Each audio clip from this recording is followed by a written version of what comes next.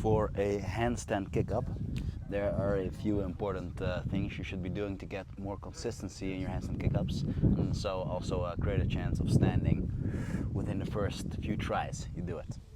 Yeah, so we're having a nice and firm grip on the floor, like always. Depends on what you want to do with your fingers. Just keep the floor something like this. It's your own choice. Then the most important things you want to keep in mind is looking between your hands, preferably your thumbs, at all times. At all times. In the kick-up, after the kick-up, before the kick-up. The second one is going to be getting your shoulders on top of your hands. Yeah, so not just on your wrist, but really a little bit further on top of your hands. Third thing is that you want to get your hips high. So don't keep them here or there, but stand nice and close with your feet. Get your hips high, getting closer to that handstand position. Also feeling your traps working a little bit, pushing out already. And once you've done all of those things, try to get your first leg straight and just try to throw it up a little bit. And that's the first important thing. First leg straight and up. And straight and up. Once you've done that, you want to close the other leg to the first leg, also straight, like this.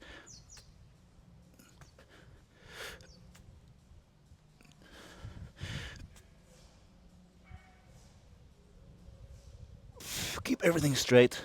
The first few seconds you are holding your breath in the handstand, and later you are going to start breathing. Yeah, the balancing is done mostly in your fingertips, but you can also use the rest of your body a little bit. Yeah, you want to keep it as consistent as possible over different trainings. So you have to keep in mind that how far you're standing apart. Also, if you're doing more than 1, 2, or 3 tries, every time you're going to get more tired. Every time you're going to have to kick up harder. So I would not advise to do more than 3, maybe 3 or 4 max. Yeah, because every time you're going to get more tired, so you have to kick up harder. But then if you're less exhausted, yeah, then you have to kick up less hard. So just try to keep it at the maximum of 3 or 4. And lastly, if you're going to use parallels, of course you have to kick harder. So try to keep it pretty consistent. Yeah, your kick-ups. Just make sure you're thinking about which handstand you're doing. Are you using a parallels or hands on the floor? They are different. Make sure you're mindful of that. Handstand kick-up, shoulder isolation. A small detail you can try. I'm going to try and do kick-ups and keep my shoulders isolated. So that means I'm going to try and keep my shoulder exactly above this part of my hand. I'm not going to go too much forward or backwards. So first I'm going to see if I can have the right position. For me, this position would be around here. I'm in front of my wrist. So not on top of my wrist, in front. And I'm going to do a small kick-up and try to stay there. That's all. Maybe switch legs. Have to learn how to stay there. That's just what you start doing. What happens if you're doing too much this? Means that you're not pressing into the floor enough and using your trapezius enough. You're not doing this enough, pressing out. So you need to press out more.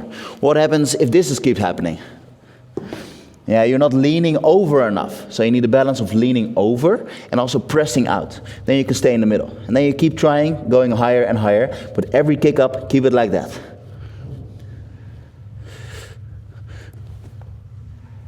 Even if I fall, I try to stay there.